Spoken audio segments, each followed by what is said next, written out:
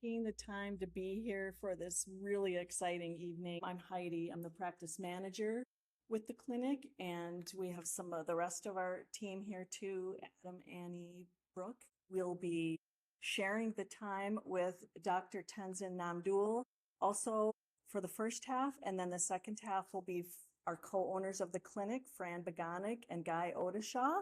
And also we'll be having some devices that you're able to try at the end. You can try out some audiovisual entrainment or some other red light devices. So I would like to introduce to you our guest speaker, Dr. Tenzin Namdul, who is a medical anthropologist and Tibetan medicine doctor who studies aging, memory, and end-of-life care through biocultural and Tibetan medical lenses. His doctoral research examined how Tibetan Buddhist perspectives on death shape caregiving and the dying process, specifically focusing on Tukdam, a post-clinical death meditation practice among Tibetan refugees in southern India. Dr. Namdul's current research investigates the factors driving cognitive and physical resilience against aging and Alzheimer's disease among Tibetan Buddhist monks. Please join me in welcoming Dr. Namdul. Hello, everyone. We were just talking about last time we did a presentation among providers at the clinic that Guy and his team were running, and that was almost 16 years ago. So time flies. It was a really fun and fulfilling experience. And this time around, when Guy reached out, it was almost from last year, and we've been working on time. And I'm so glad that we all are able to be together at this space, and people who are joining us virtually can also engage in our conversation. But before I start, I want to thank Bhakti Brain Health Clinic for this opportunity, and particularly the personal contact that I have with Guy, and now through Guy, Fran, and Anne, and Heidi, you're here. So thank you for your kind introduction. And then obviously for all of you to be here and engage in this conversation. I will be presenting some of the work that our team is doing and is related with brain health, and hence I'm here. But then more than that, when we will have time later on to engage in more interactive conversation, that will be more fun. And so I'll be just sort of providing info that we were able to collect based on the work we did since 2019 and 2020. And as you all know, for the 3 years during the COVID pandemic, things got a little disrupted. But we put our foot down and say, okay, we need to do it no matter what. And so we were able to find ways to navigate during the pandemic time and finish up a preliminary study on Alzheimer's disease among this particular population that I am excited to share with you guys. And then now we're working on a follow-up larger longitudinal study in the same population. So as you guys can see, of course, we're looking at the brain, right? And then by brain, it's really exciting because every time we talk about brain, we think about different things, right? One objective way of looking at brain is we look at brain through the nervous system lens, the sort of a conventional modern medicine way of looking at our brain. But then if we sort of take a few steps back, and then we think about brain, then we think about things that emerge out of our brain. Through the, again, conventional medicine, we think about the way we think, the way we feel, the way we experience emotion is related with our brain. So in some ways, the being conscious emerges out of our brain. And now the work that our team is doing, we sort of, with due respect to the brain, how we look at brain through the nervous system, through the contemporary science, but we also bring in the traditional sort of Indo-Tibetan Buddhist approach to understanding our brain, which is like there's someone who is conducting how the brain should function, and hence the mind, right?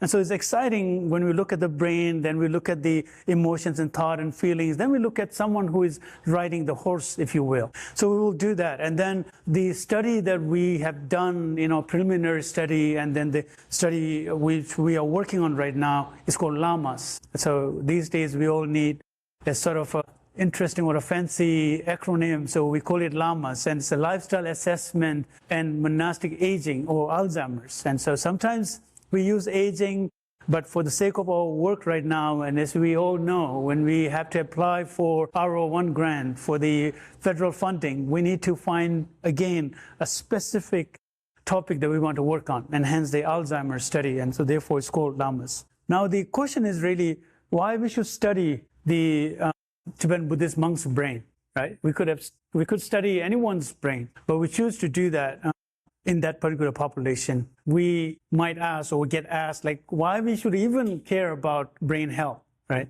So we all know, and I'm sure I would see all of you as sort of a regular member or dedicated audience of the regular forum that the Bhakti Brain Health Clinic is conducting here. So we know that over the years, one thing that has changed to a huge surprise to not only researchers or clinicians, but also to policymakers is the 10 most common cause of death in the US that have changed is how the way people die due to Alzheimer's or related dementia has really gone up, almost 140%. So it is almost going next to next with the heart disease or the lungs disease, and homicide and others are now falling behind conditions like Alzheimer's and related dementias. And so there are a host of statistics that if you go into the Alzheimer's Association website, we will find there. And so there's a huge need. It's becoming a huge public health concern. So in that backdrop, what happened in 2016, it was a more epidemiological study that was conducted in part of Tibet. And what they found was the prevalence of Alzheimer's was abnormally low. But at the same time, what they found was the certain level of cognitive resilience was uniquely and unusually high. So there was this discrepancy. It would be easy for them to sort of extrapolate from what they could find outside of the study in the field of contemplative sciences. Oh, it could be due to meditative practice. But that might not be the case, right? So many friends that I know in my own community, they don't do meditation at all. I haven't started meditation for the longest time until when I have to start working on my own dissertation research. I was like, okay, I need to be more serious now. So that happened, and there were lots of studies that do show that there's some correlationship between one or other forms of contemplative practice and the resiliency at the cognitive level. There are a lot of work happening at the Richie Davidson's lab, a brain imaging center. They have started a center called Center for Healthy Minds. So they're doing lots of work. But again, there's a problem, right? They were invited and then their brain was scanned and then they get some information. Of course, we look at the fMRI, then we understand where the blood is flowing and which part of the brain is sparking an electrical current. So we have to not only replicate the study, but we need to also reconfirm some of the things that they have postulated in their study that they Hong et al. Published in 2016. So it's really hard to go to Tibet, particularly someone like me as a researcher. My name is Tenzin, and Tenzin is a very common Tibetan name.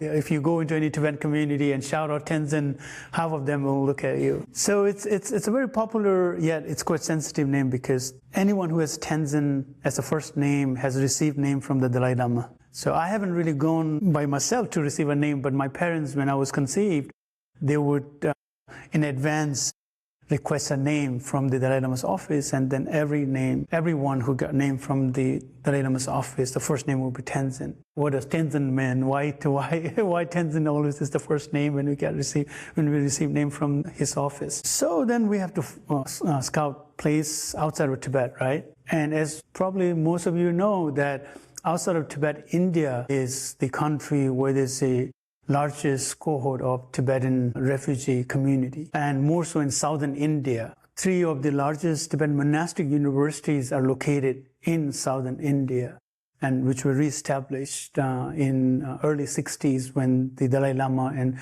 few thousands of Tibetans escaped into India from Tibet. And that's how, in consultation with the Indian Prime Minister at that time, Pandit Jawaharlal Nehru, they reestablished all the schools. And all the Tibetan schools in India, now looking back, the school that I went to, a boarding school, those are all charter schools. All the schools that all Tibetans were sent, we have all the Indian Board of Education curriculum, but then we get to study Tibetan language and Tibetan culture.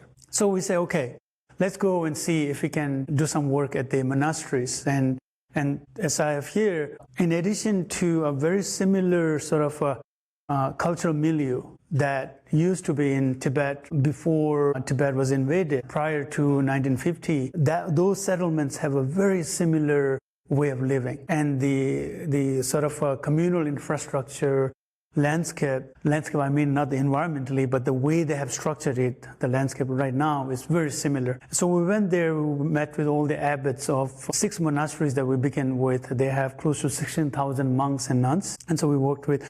And one thing that we know when we sort of were thinking about doing our study there was due to the fact that they were all monastic, we were able to eliminate some of the confounding factors, right? And so we think about food, diet, we think about use of tobacco, we think about use of alcohol. So those in this monastic community, maybe there could be individual monks here and there they might have used, or they're using tobacco in different forms. Sometimes they might chew tobacco.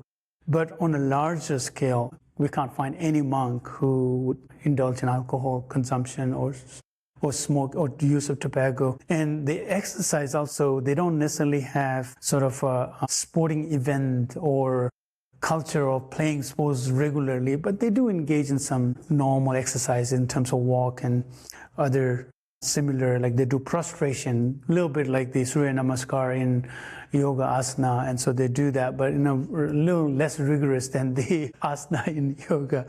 So these are some of the reasons, and some of the other things that we have mentioned in our recently published paper. Like we can't, due to time constraints, share everything, but these are some of the key things.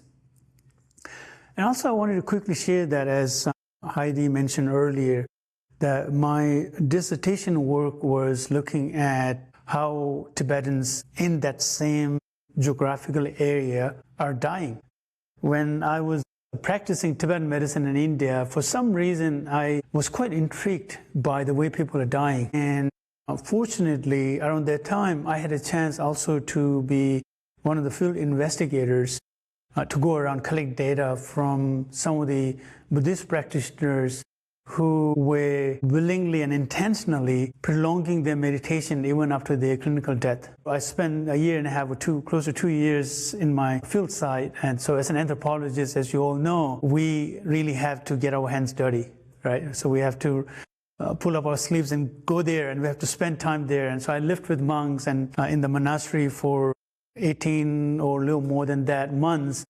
And what I realized was they see me more as someone who is always around when someone is dying than a researcher. Or I taught English and science there, and I sat in the clinic to see patients in the Tibetan medicine division. And so every time someone is dying, they would just give me a ring or text me. And so I observed close to 170 people who were dying. And a lot of people died in a very peaceful way. Some people had some resistance, and dozens of people stayed in that Tukdam meditation practice while they were dying. So the key research questions, and here we want to see if it's the same findings that we could find in this population. So this whole monastic community, we want to see whether if there's any cases of dementia or Alzheimer's in this population, and if their way of living, because we don't want to just focus on the meditation or contemplative practice, but overall the way, how they live and their diet, and then their general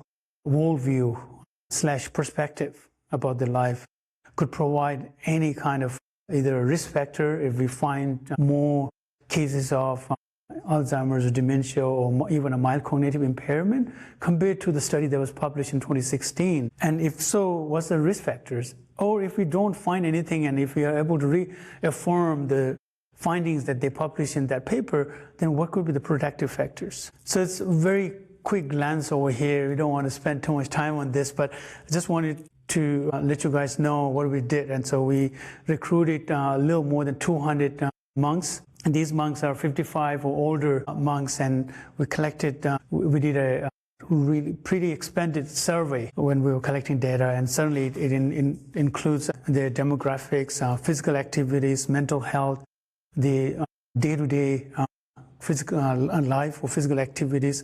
We use different cognitive measures to get information about how they are doing cognitively. And then we all know how important sleep is. And so we studied their sleep using a device called actigraph. And then we did a physical examination of their height and weight, and just to get a very rough estimate of their BMI. Sometimes we use body circumference, but for this study, we used the BMI. And then, of course, the blood pressure, and we looked at the metabolic disorder in terms of diabetes and heart conditions, and some of these other data that we collected.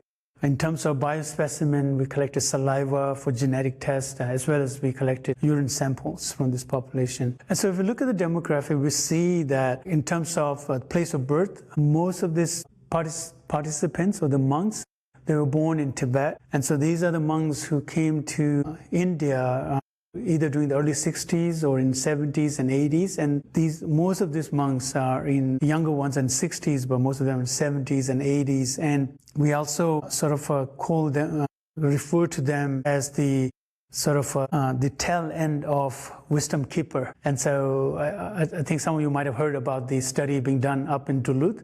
They have a division called memory keeper. So they're doing study with the native elders, and these are the ones who are the memory keeper. But these monks, and some of them have died since we did our preliminary study, these are really the ones that we can gather wisdom and the cultural information which you might lose in next 5 to 10 years. In terms of the education, we can see almost 80% of them are highly educated. So when we talk about monastic training, sometimes we get not a clear understanding, or a little bit of misunderstanding, that when we go to monastery, the training is really saying prayers and doing rituals and so forth, and giving counseling to local community members. But if we go to any of this monastic university, it's almost same as like in prior time in India, there's a Nalanda University, where you go and have a very rigorous study of philosophy, psychology, and debate. And it ranges from 22, 24 years to close to 30 years of continuous training in these fields. So similar to how Plato and Socrates and Aristotle, during those times, how they were training themselves. And almost 45% of these monks, they ended up being teachers either in these monasteries, or they would have their centers all around India, or now these days more and more centers are coming up outside of India or outside of Tibet in the West. And so they would be a teacher. So general health condition we could see here. In terms of when we ask them, how do you feel about their health? Majority of them say they feel good. They have sense of feeling of good to very good to excellent. Right? And so close to 76, 78% of them, they feel good about their health. But so they all have the health card. And so each monk in last decade or so, the Dalai Lama has really emphasized them to be more careful with their health, because they were monks due to the very tropical climate and the completely different set of weather and environmental condition in southern India. Many of the monks, when they get into 60s or 70s, they succumb to different infectious illnesses. And so they have a specific health card. And so when they give us a consent to refer to those, we found that a significant number of them have a metabolic disorder. So we see here more than 20%, 23% of diabetes, gastritis issue, chronic gastritis issue, high blood pressure, 25%, and it's quite high in that small population. And in terms of exercise, pretty low, right? As I said before, the strenuous exercise in a week average is close to an hour and a half, moderate close to 3 hours only in a week time, and then mild exercise, they go for a walk in the morning or in the evening. It's really hot in that area around the year. And so this is the time early in the morning. If you're up 5 in the morning, you would see almost like hundreds of monks on the road. They will be just walking back and forth. And so that's the most that they do in terms of exercise. In terms of their weight and BMI, you can see close to more than 80% of them are overweight. And now when you come to sleep, they are hardly getting the prescribed hours of effective sleep that they should get. They are sleeping, if you can see here, they are getting close to 5 hours of sleep every night. And when we put them actigraph, so they have to wear actigraph for 72 hours, and we will measure not only the sort of the length of the sleep, but also how long they're in a bed and how many hours they actually sleep and what's the efficiency of sleep. So as we all know, efficiency of sleep is really, if someone fall asleep and then they wake up, are they able to go back to sleep right away or not? Most of the time, we do get into fall asleep, but then when we wake up in the middle of the night, it's really hard to go back to sleep. But some people are able to go back to sleep right away. And so the sleep efficiency is not really that good, even though it's not extremely bad, but close to 77 or 80% of them. Oops. So finally, this set of data, we measure the cognitive health, and we could see that the 88 is the well standardized cognitive scale that we use all the time. MoCA is something that we use all the time, right? But when we use that cross-culturally, there's a certain limitations. So we can see that even the 88 as 8 questions for Alzheimer's disease scaling, close to 30% of them seem to have one or other conditions that we might refer to them as having Alzheimer's or mild cognitive impairment. Something like MoCA also showed close to 24% of them. A genetic marker, only 4% when we analyzed their saliva. When we did the MRI, we only did the 20 monks as a sample so that we can show that we can do a larger longitudinal study. And these are all, we only selected these 20 monks.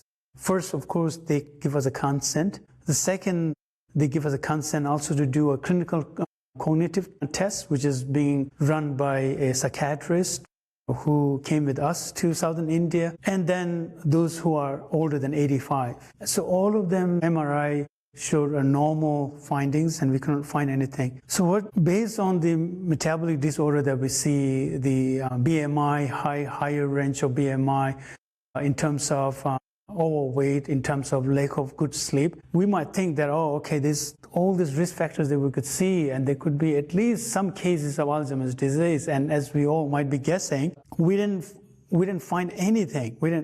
There was a 0 case of someone with Alzheimer's or dementia or even a mild cognitive impairment. And really, it was sort of, we were okay if our hypotheses were rejected, because we were thinking, oh, okay, we can reaffirm that the studies that were published in 2016, we can find the same thing.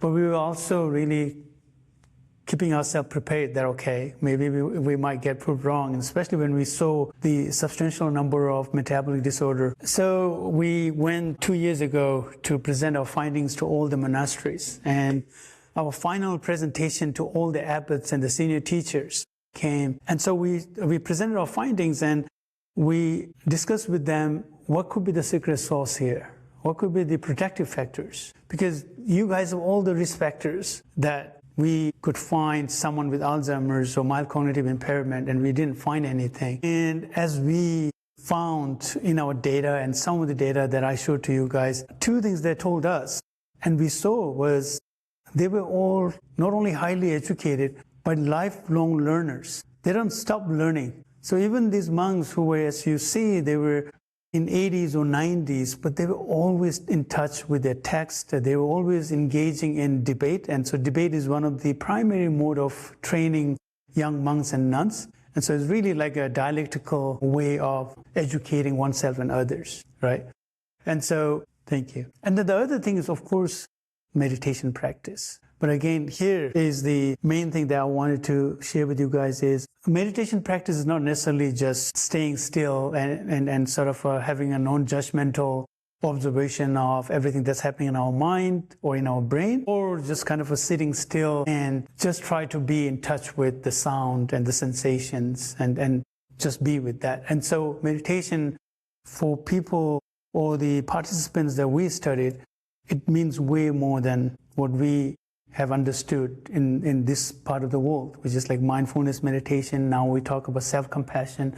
Now we talk about sense of reframing, reappraising different situations. But for these people, for these monks and nuns, meditation is just a way of living from the morning when they get up and the time when they go to the bed. And for some practitioners, even when they were asleep. And so they will engage in a lucid dream. So this education I wanted to show to you guys. So these are some of the meditation that they indulge in. And every day they spend almost 7 to 8 hours in their kind of meditation practices. And so they're doing things, but they're meditating. And so mindfulness, of course, because you need to kind of set the stage, right? And you need to regain your composure, and then you need to analyze things. You need to recite a mantra, then you need to contemplate on these mantras, because each of these mantras have a very nuanced meaning to it. So we're working on our larger study, hoping that we could submit our R01 grant proposal start of this fall. And as we all know, just to contextualize, what we found in American society is if we have done the similar study in the US and collected 200 participants and look at how their brain health is, based on all the data out there in cloud and the literature, existing literature, we should find at least 6 people with Alzheimer's or dementia. And we didn't find anything, any number of cases in this population that we studied. And so we are constantly in conversation with the program officer at the National Institute of Aging, and they are as excited as we are, and they're really sort of working with us to make sure that we turn in our grant proposal and start our study. Anyway, so sort of a very quick look at what we are trying to do, and somehow really overlaps with work that everyone here at the Bhakti Brain Health Clinic is working on. So I'll be happy to engage in interactive discussion at the end of the presentation today. So thank you for your attention. Okay, well, thank you, Tenzin. That was absolutely delightful, and I have to say I was kind of shocked at 2 points. The kind of health risk factors were a lot higher than I anticipated. I expected to see their overall health profile be better. That's my imagination of what life in that culture would bring. But then I also was not expecting a 0 for cases of Alzheimer's. So fascinating. And I can understand now why the research is so compelling. And then, so I'll just say that also I appreciated that you brought in the part about the death and dying and peace. And so the folks from the clinic know, but so I'm with my mom, we're kind of in that phase right now, both dementia and she's on her way out. So I've had that opportunity to kind of spend time with her from that perspective as well.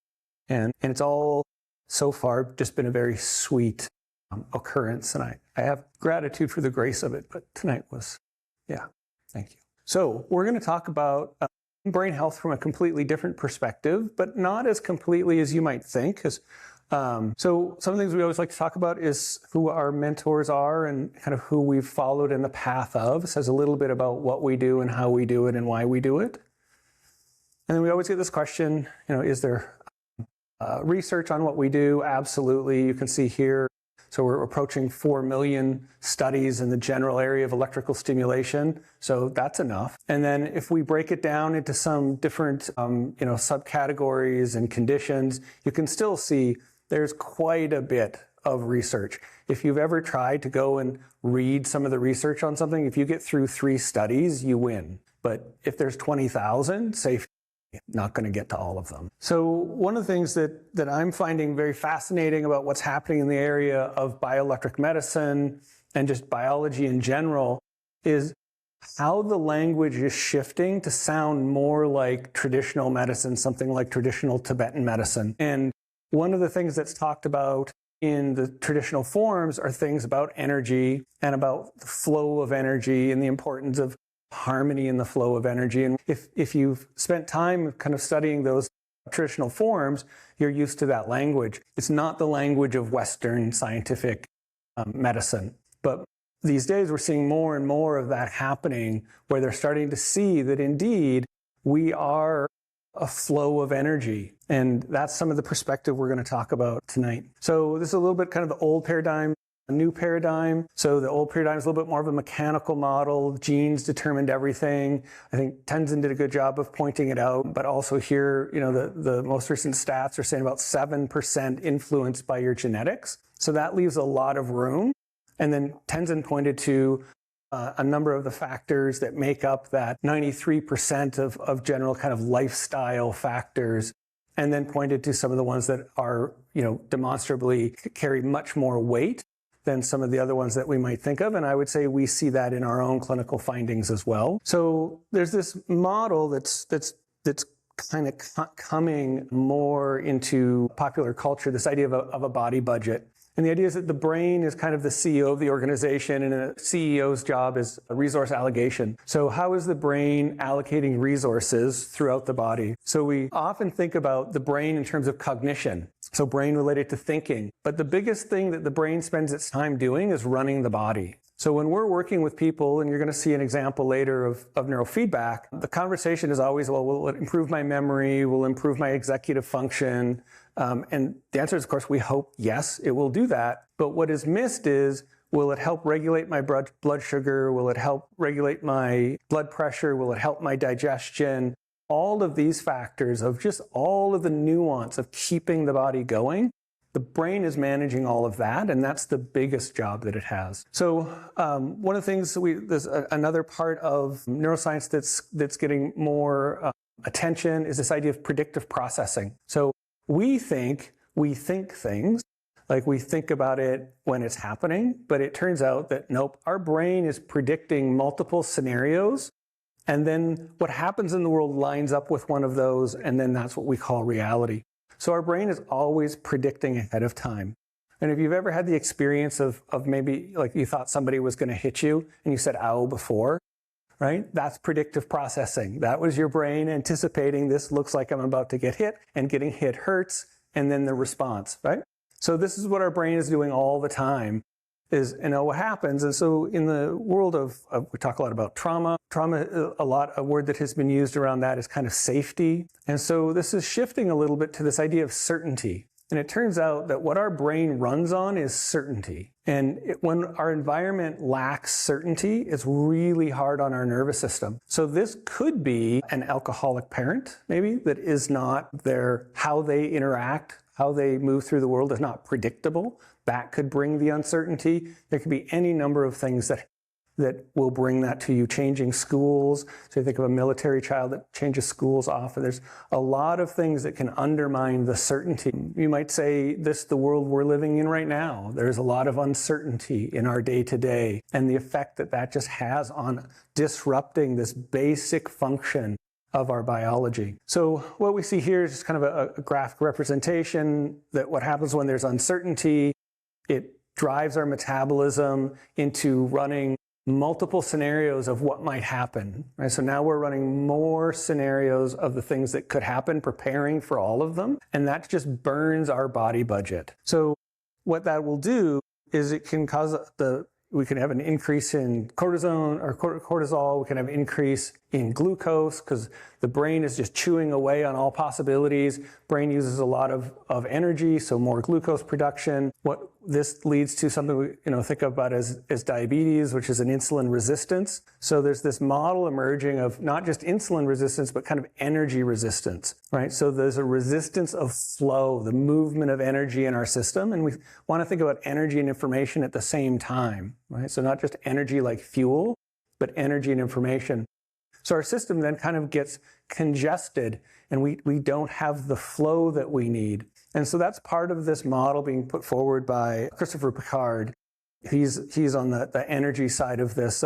Lisa Baert's on the body budget side, and these two fit together very nicely. So what we have is this model where on a day-to-day, we should have a good energy reserve that is used for growth, maintenance, and repair. But when our system is stressed, and again, uncertainty, we're running a lot of scenarios, our brain is consuming a lot of energy, that takes away our energy for the growth management and repair and puts us more in a survival mode. So one of the signals that has been kind of come out in recent research, and this is really into the mitochondrial level, so understanding what's happening in our mitochondria, that there's this GDF15 marker that rises when we're in chronic stress. And then what can happen is that marker can go in a number of different places, but one is it goes to the brain, and the brain's response to that is to elevate blood sugar and lower energy consumption overall. So we see that our body kind of moves almost towards something that we might, on the outside, assess as a depression, starts to look like a depression. So we're revving the engine and slamming on the brakes at the same time. And this becomes the state of our body kind of moving into this static place. So then this can disrupt the brain in terms of brainwave communication. It can disrupt the flow of information. So thalamic cortical dysrhythmia is the fancy name for it. think Grand Central Station, the flow of information in and out of the brain. So if your train arrives too late, your other train is already left, you're not going to get where you're going. Think about the same thing for information in the brain. So if we add all of these together, the things that I've talked about, we've got a decreasing body budget, we've got energy resistance, so we're losing our flow. We have stress markers moving through our system, which is driving more insulin into the system, building our energy resistance, and we're collapsing our body budget. So this is where many of us are kind of hanging out in our state of health day to day. And there's a question of what effect does this have on us and our brain? And we see that this is a leading factor in dementia. So what do we do about it? We kind of have two levers that we can pull. So we can lower the expenditure of energy that we're doing during the day. So we can lower our activity level and we can increase energy production. These are our two levers to pull. So Tenzin talked about it really well, about the effects of meditation. So here just showing the difference between, just gentle walking, sleeping, and deep meditation. You get about a 40% increase in energy conservation in deep meditation. Right? So very restorative for our body budget. So one of the interventions we do, audiovisual entrainment. So this also is similarly about helping to regulate the autonomic nervous system and improve heart rate variability. This is another piece of that same kind of lowering the body's consumption of energy, making it run more efficiently. Fran is going to talk a little bit more about audiovisual entrainment. Here we see some of the things that happens, the autonomic, the heart rate variability, increasing cerebral blood flow so we get more toxins out, more nutrients in, increasing mitochondrial activity, more ATP production, producing energy, but also intercellular communication, because it isn't just about energy, it's about energy flow. So here are some of the benefits of the audiovisual entrainment, all correcting some of the issues that I had mentioned in the beginning that comes up as our energetic system starts to become congested and slow down. Audiovisual entrainment just goes down the list of helping to correct all of those. So this one comes out of the MIT study, so pulsing gamma through the eyes helps clear amyloid plaque. So a problem with dementia is the buildup of amyloid plaques. And I would say that's more of a downstream effect of it. It's often these days held as a cause, but I'd say it's more of a downstream sequelae of this process that I'm talking about, the lowering of the flow of energy and the diminishing of the body budget means the brain can't clear what would otherwise be naturally cleared. So then another one of our approaches is photobiomodulation, so putting red near-infrared light transcranial into the brain. And so this is just an active trigger to the mitochondria. It just fuels the activity of mitochondria. The way to think about it is the water inside a mitochondria kind of thickens, becomes a gel. It can't move. Just like an engine, if your oil was frozen, if you're from Canada, you know what this is like. In the winter, your engine block freezes. So putting in the energy helps get that water in the mitochondria to be more fluid, to literally flow, increase the movement of ions, increases the production of ATP and energy. So again, it takes us from a congested system to a system that's flowing and producing energy. So here again, a little bit more about what does the infrared light do for the brain. A lot of positives, actually 35 positive benefits that come from photobiomodulation to the brain. Really wanted to touch on the ones that were specifically about this piece of the flow of energy and how light helps get our mitochondria moving, firing, and restore that body budget. And so audiovisual entrainment and photobiomodulation as two of our key interventions. We talk about brain health, in particular, the aging brain, and something that might be moving down the path of a neurodegenerative disease. And here's a look at what one of our approaches. So near-infrared helmet, glasses with photic entrainment, nasal laser, ear lasers, and binaural beats, ear clips for transcranial stimulation. So we have a lot of modalities, all about helping the brain kind of find its path back to a state of harmony, that restore that thalamic cortical loop and get the mitochondria producing more ATP. With that, Fran is going to come up and take you the next leg of the journey. Okay. So I want to spend a little bit of time talking with you about one of the parts of our brain that uses energy a lot, takes up a lot of our energy resource. and that is the default mode network. And the default mode network is like, it's the ruminator of your brain. It's the thing that keeps you kind of thinking about the thing that person said 2 days ago that you can't get out of your head, or the part of the brain that has you continuously just going back and forth on what's going on in your system. We often refer to it as kind of like the self-referential network of the brain, but it is by sort of nature a worrier.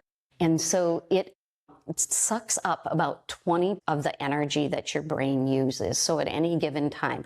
So it's important for us, we don't want to stop the default mode completely, but it's important for us to appreciate how much energy this part of our brain, this network in our brain, uses up. And if you think about the idea of sometimes what can happen with a brain network is it can kind of get stuck on. So we kind of get stuck in a network like the default mode network. And when that happens, it increases the amount of energy that our brain is having to use to kind of keep going in default mode. And so it's going to have to pull that energy from somewhere else. So Guy talked a little bit about kind of old paradigm, new paradigm. I'm going to talk about that too, but this is in a little bit of a different take on things.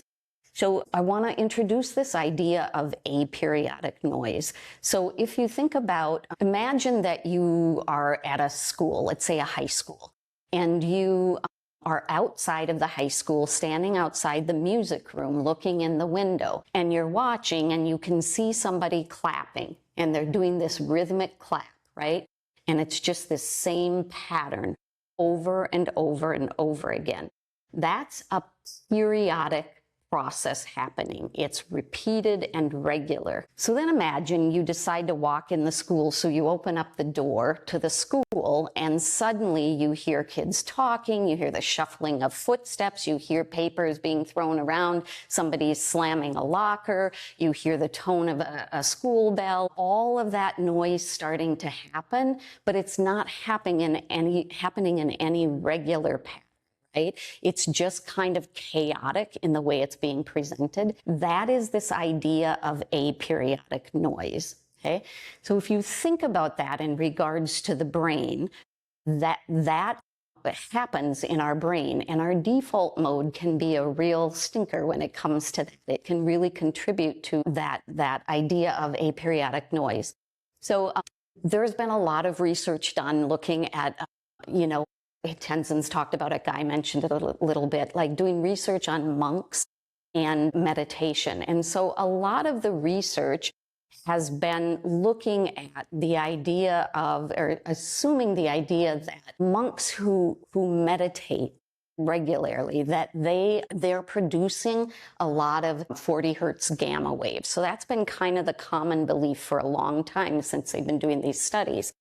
There's some recent studies out, and one that was published just in 2026 in the Journal of Consciousness, that they worked with, it's a small sample size, so keep that in mind, but they worked with 12 monks who had, one of the requirements was they needed to have kind of clocked in at least 15,000 hours of meditation in order to be included in the study. And so what they did with them in the study was they had them meditate, so do different forms of meditation. Tenzin was talking a little bit about different forms of meditation. So they'd have them meditate for 6 minutes, some form of meditation. Then they would take a 3-minute break, and then they would do another form of meditation for 6 minutes and a 3-minute break.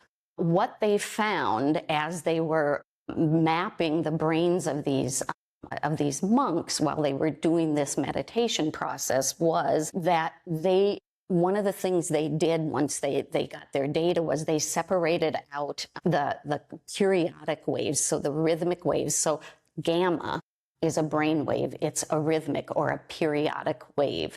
Alpha is a periodic wave. They separated those out from kind of the baseline noise of the brain, the aperiodic wave. And what they found is that those monks weren't actually creating more gamma, but that what had happened is that the background noise, that aperiodic noise, had quieted down significantly, and specifically within the default mode network. And so that idea of being able to kind of quiet the noise so that it wasn't taking up as much energy, right? And then the task of meditating, right, which anybody who has tried to meditate even once can really appreciate, it is a task. Like it takes a lot of, it takes practice, and that's all it ever is practice. And so I'm going to move on because I want to get to some pieces of this. And I just realized, Guy, that we did not ask somebody to be a volunteer. So I'm going to break my presentation for 1 minute. When I'm done speaking, we're going to do a demonstration of neurofeedback. But in order to do that, we need somebody to volunteer to be our neurofeedback brain for the night. So is anybody in here interested or at least willing to do that? Okay, excellent. So what's your first name? Colleen, I think I'll have you come up here by Adam. Adam's going to be your technician. He's just going to start getting you wired up so that by the time I'm done talking, he'll be all ready to go and we can show you some live demonstration of neurofeedback. Okay, thank you for volunteering. So the kind of the whole idea here is that piece about being able to quiet down the brain. So in the brain health clinic, when we do a brain mapping, a quantitative EEG, one of the analyses we look at is brain network. So we can see when somebody has a brain network that is running inefficiently. And we get a lot of people who have issues with focus, who have anxiety struggles going on, and depression, those kinds of things. And oftentimes when we do the brain mapping and analyze that brain, we find that the default mode network is not working efficiently, right?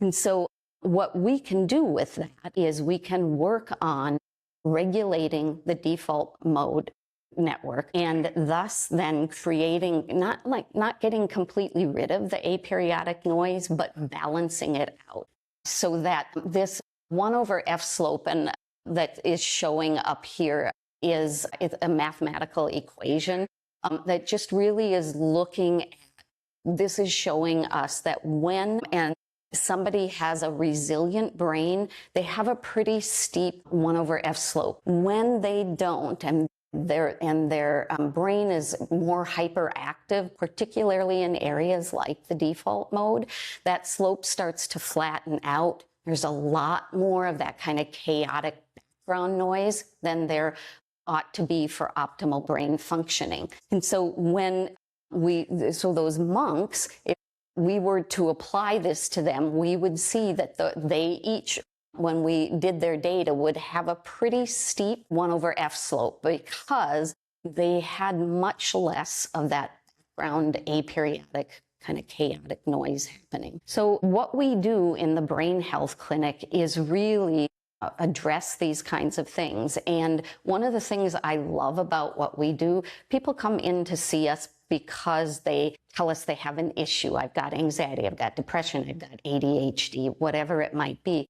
From our perspective, it kind of doesn't matter what their symptoms are or what their diagnosis is, because our goal is always the same thing. We want to optimize the brain so that it can engage in the tasks that that person wants it to engage in a successful way. And so when you look at that idea of quieting down the noise, right, and that's not the only thing that needs to be done, but if that noise remains loud, the brain is just going to keep using more and more energy doing that, and then it has less energy for what other tasks we want it to do. So one of the ways to do this is what the research has shown us then and shows us now is any kind of contemplative practice, meditation of some sort, seems to have a significant impact on being able to lessen that noise, that chaotic noise. What we bring to this in the clinic is a way of supporting somebody kind of being able to develop those kind of practices, right? So if you've ever meditated, you know mind goes like this all of the time, right? all of the time. And so I have clients all the time who refuse to meditate because I can't do it. I can't do it. And it doesn't, the concept of, yes, this is practice. So that's the idea, right? Can be challenging, especially if they're struggling with something else, right? So we can bring in we can kind of engineer this from a neurotherapy standpoint to be able to support somebody in being able to start working on practicing those kinds of states. And so Guy talked about photobiomodulation. That is one of the strategies we could use to support the brain and its energy. But when it comes to kind of quieting that chaotic aperiodic noise, we use things like audiovisual entrainment, which Guy had mentioned to you. It's kind of like it can inject some energy into the brain in a way that can help to kind of quiet down the chaos. We use neurostimulation, so we might do transcranial alternating or direct current stimulation as a way to optimize the brain so that it's putting energy into the places that it should be putting it into for optimal performance. We can do 19-channel Z-score Loretta neurofeedback, which is what we're going to show you in just a minute, which is a way of really helping the brain to kind of plug up the leaks. So when we go back to talking about that default mode, this is where 19-channel neurofeedback can really shine, because we can optimize somebody's default mode through neurofeedback training. And as we do that, we're going to create a brain that has a much more balanced kind of aperiodic to periodic equation going on. And then Guy had mentioned heart rate variability training as well, and we're going to be able to show you a little bit of that as we do our demonstration here as well. This is just an image of audiovisual entrainment. A Guy kind of talked about it, so I feel like I don't need to say a whole lot more about it. I am going to show you a quick video because every time I watch it, I just am amazed at two things. One, at the brain and what technology can do for our brains. It's just, when you see it, you'll hopefully appreciate it. And we've got these in the back, so those of you who are not familiar with them, stop back, try one out after we're done with our presentation and get a little bit of a sense of what impact audiovisual entrainment can have. So I'm going to show you this video. This is actually going to be a video of, we're going to look at Adam's brain, his EEG tracings, a year younger than they were tonight, right, Adam?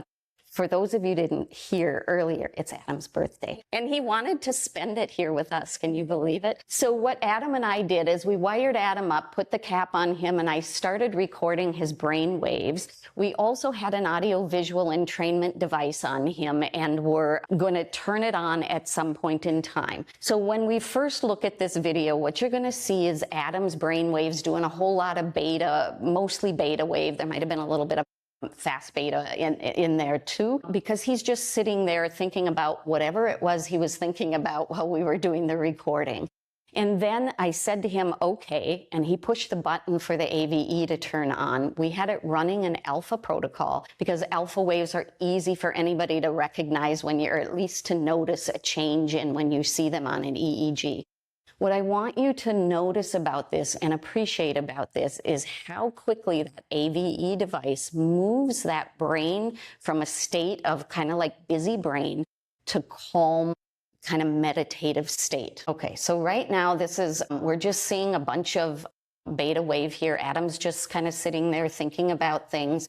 Notice the timestamps down here. We're at just about a minute right now. And what you're going to start to notice shortly is some brain waves that look different than the rest of them. This is like one of those, what looks different than the others.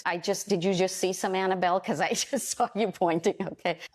So that was at like a minute and 20 seconds. Now look at this. This is all alpha wave happening. Oh, that's at a minute and 20 seconds.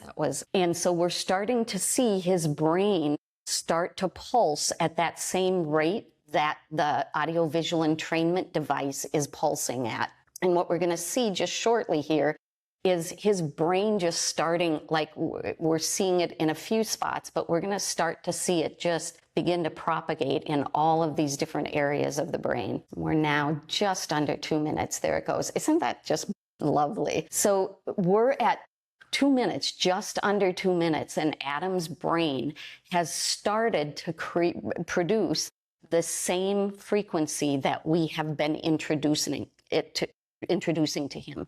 Now, most AVE protocols run somewhere between 15 to 40 minutes, just kind of depending on the protocol. So you can appreciate if you spent even 15 minutes with the AVE on, how that brain would start to just be in that state. And so it can kind of gently guide, so we can use that neurotechnology as a gentle guide to help people start to move into the. The idea is not to have this take the place of meditation or contemplation or anything like that. Not at all. It's about giving the brain resources to be able to help it do the thing that we might want it to do, right? That's it then. Just leave it there. So we're now looking at Colleen's brain waves, right? So thank you for sharing them. They're beautiful. So some of the things you can see, so each one of these lines over here lines up with one of the sensors on that cap that she has. So we're recording information about her brain from all of those different areas of her brain. And you can see over here, we call these head maps. They are the different periodic waves, the brain waves, right? Delta, theta, alpha, and so on. And so these maps can kind of help us to see where there might be some functional irregularities happening as we're training Colleen. Do you want to go ahead and start our training? So what we do with neurofeedback is we use technology to operantly condition the brain. So I'll explain to you what I want you to do in just a minute as soon as Adam gets you going there. So she's going her brain is going to play a video game. So you notice she does not have any controls in her hands. So what happens with this video game is all about what her brain is doing. Her brain wave information is getting fed into a computer database that is normed. Typically it would be, we didn't do this for you, but it would typically be normed for her age and her sex. So we're kind of comparing peer brains, right? Those are a database of brains that are optimally functioning, right? So they don't have a lot of dysregulation in them. And then basically what happens is when that program notices her brain moving in the direction of behaving in the way that the optimally functioning brains are, it rewards it. And the way the brain gets rewarded is with stimulus. And so what the stimulus is, you'll see in just a minute, and we'll talk about it. So what I want you to do is when this game starts going, you're going to take a look, keep your eyes focused either here or on this bar on the bottom. And the idea being for you to stay focused there, to not deviate and be looking around and paying attention to everything else that's on the screen, right? But just to be focused on that, okay? So go ahead and start it up, Adam. So once Colleen starts the game, she's going to be watching, right? And her whole job is to just stay focused on the ring, right? And to do nothing else. So we always tell people, like, imagine you're hanging out with your best friend while they're playing a video game and you're just supporting them. Your best friend just happens to be your brain, which we hope it is for all of you, right? I'm just going to kind of walk over to the screen here and point a couple of things out until they get yanked off. Never mind, just like that. I get a lot of power there. So anyway, what we're doing on our end is we're able to watch Colleen's brain in real time to see whether or not the network that we're training is actually regulating. Oh, there she goes. Look at her fly. Here but we don't want to ever make things easy. So what we're watching here now is her flying, and she's flying this griffin and just paying attention. Over here, this is the network that we're training. So let's pretend we're training Colleen's default mode network, since we've been picking on it tonight. We have it training at about 4 standard deviations above the norm. So that gives you an idea of the amount of dysregulation. All of these little colorful units in here are metrics of dysregulation. And I hesitate to ask Adam to switch and tell us how much, because I don't want him to mess this part up right now. Oh, we can look. So this one has, it looks like 455 metrics of dysregulation in this network. And so we can, as we're training, we can watch this and determine whether or not we need to tweak the training.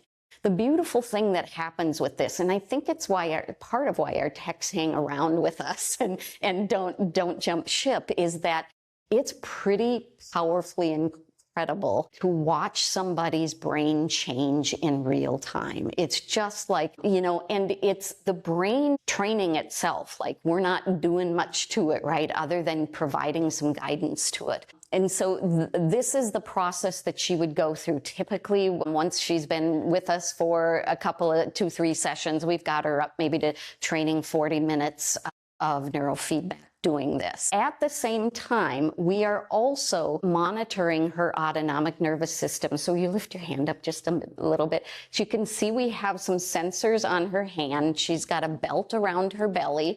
And we are monitoring her autonomic nervous system, we do a lot of heart rate variability training as well, which is another thing that can quiet the noise. So I'm going to hand the mic over to Guy and let him talk with you about the heart rate variability for a minute or two, and then we'll bump to questions.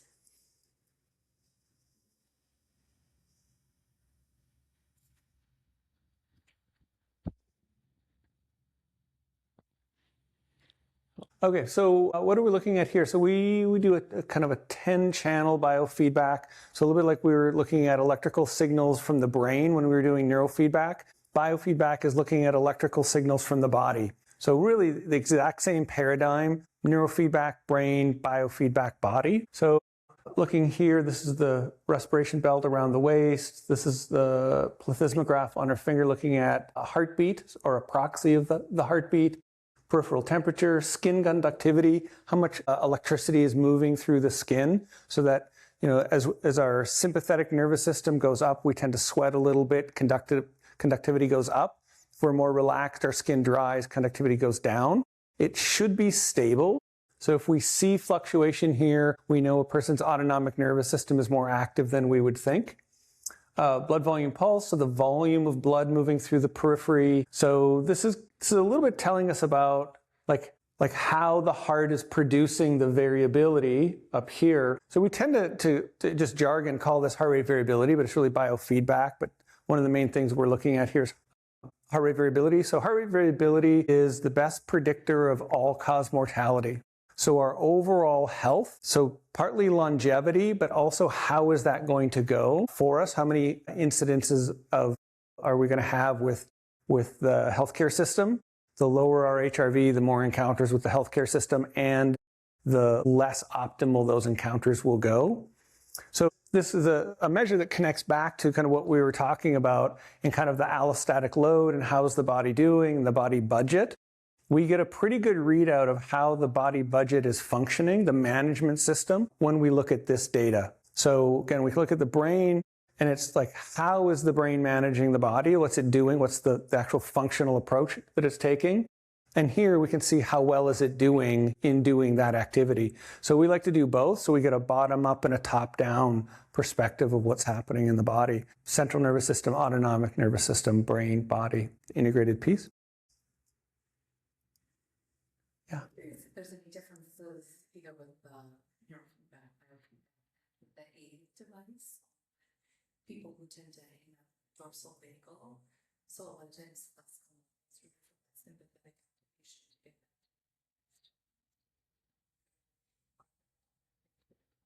Sure, great question. So a couple of things nested in there, but one being about neurofeedback, biofeedback, and audiovisual entrainment, specifically for dorsal vagal innervation. Did I get it? Or Well, where they're strong. yeah. It's not the same, right? Yeah. Yeah. Yep. Yeah. So to say our autonomic nervous system, 3 branches: sympathetic, then parasympathetic, 2 branches, ventral and dorsal. And ventral is more what we think about when we talk about a parasympathetic effect, rest and digest. Dorsal vagal is the freeze response. So the challenge can be typically, because we think of like the gas brake model, we either want more or less gas, more or less brake. That's the binary. But it turns out the Porges polyvagal theory that there's really 3 branches. How do we work with dorsal vagal or freeze response. And it is challenging, so the answer's not easy. So we would typically do a QEEG, and we would look to be seeing what's happening in the brain and how is it miswired. And say you use the example of PTSD. So one of the biomarkers for a true PTSD is a disruption in either the emotional network or the salience network. So one or the other emotional salience, which is about switching between the default mode network and the executive network. So that switch is becoming kind of a primary point of treatment. And what we've done clinically is move to treating that. And what we found is when we can kind of help rewire that or reverse that switch so it goes back to doing its job, the person becomes available to this transition that you're talking about. That if we don't start there by reversing that switch, pretty much nothing we do will really matter. At best, we'll get management, but we can get correction if we can kind of rewire that switch back to how the salient should be shifting between those two networks. So that's from a neurofeedback standpoint. We do a similar thing from a neurostim standpoint. It's not as precise just because the technology isn't as precise. Neurofeedback, we can be highly focused. Neurostim, it's pretty broad. And then devices are even fuzzier or less accurate. And so it's even harder to accomplish this task through a device. So we find if somebody has a true PTSD, that neurofeedback is going to be the best bet, kind of front line. And then the other things can start having positive effect. So sort of an answer to your question, kind of, sort of. Yeah. Dorsal vagal is tough. And so we found not going after it, but going higher in the system gets us much better, much more reliable results. Yeah.